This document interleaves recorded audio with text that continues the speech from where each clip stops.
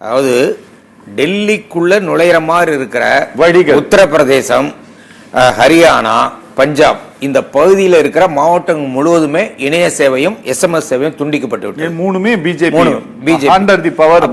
இது பஞ்சாபை தவிர பஞ்சாப்ல இல்ல. ஆனா மத்திய அரசாங்கம் தானே இணைய சேவையை துண்டிக்கிறதுலாம், மாநில அரசாங்கம் இல்ல, மத்திய அரசாங்கம் தான் இணைய சேவையை துண்டிச்சிருக்காங்க.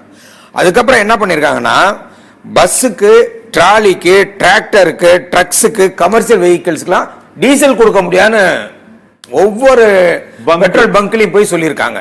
ஸோ இதையெல்லாம் மீறி தான் அங்க ஆண்களும் பெண்களும் ஆட்டம் ஆடி பாட்டு பாடி வீர திலகமிட்டு பெண்கள்லாம் அங்க இருந்து அனுப்புறாங்க. அடையமா நம்ம புறநானூர்ல படிச்ச மாதிரி இப்ப எங்க நடக்குதுன்னா பஞ்சாப்லயும் ஹரியானாவும் நடந்துட்டு இருக்கு.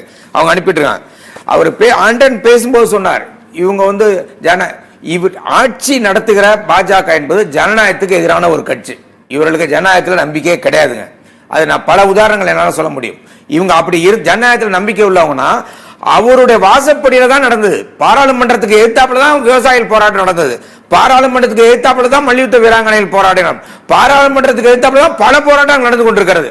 ஆனால் இவர் யாரும் கண்டுகொள்ளவே இல்லை. அதுதான் முக்கியமான பாயிண்ட். இதுக்கு முன்னாடி எங்க நடந்தது? பாராளுமன்றத்துக்கு முன்னாடி தான் நடந்தது. அப்புறம் கொஞ்சம் கொஞ்சமா அவங்களை அப்படியே தள்ளி தள்ளி தள்ளி நீங்க சொன்ன மாதிரி முள்வேலி போட்டு ஆணியை வச்சு இது மாதிரி பெரிய பெரிய கான்கிரீட் வால்லாம் வச்சுதான் மறுபடியும் பின்னாடி தள்ளிட்டு வந்தாங்க. இதெல்லாம் மீறிட்டு அவர்கள் பாராளுமன்றத்தை நோக்கி வந்தார்கள். அப்போ இந்த நோக்கம் என்ன? பிரதமர் பேசும்போது என்ன சொல்றாரு? நம்ம ஊர்ல ஒரு பழமொழி சொல்லுவாங்க, படிக்கிறது ராமாயணம், இடிக்கிறது பெருமாள் கோயில்னு சொல்லுவாங்க. பிரதமர் பேசும்போது விவசாயிகளுக்கான அரசாங்கம் அவர் நல்லா சுட்டி காட்டினார்.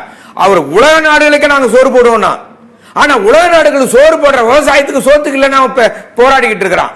அப்போ ஒரு ஜனநாயக நாட்டில் அவரோட பேச்சுவார்த்தை நடத்தி பிரச்சனை தீர்க்க வேண்டும். இது 13ஆம் தேதி போராட்டம் மட்டுமல்ல, 16ஆம் தேதி இதே விவசாய சங்கத்தோடு சேர்ந்து இந்திய நாடு முழுவதும் இருக்கிற தொழிற்சங்களும் ஒரு நாள் வேலை நிறுத்தம் செய்கிறார்கள்.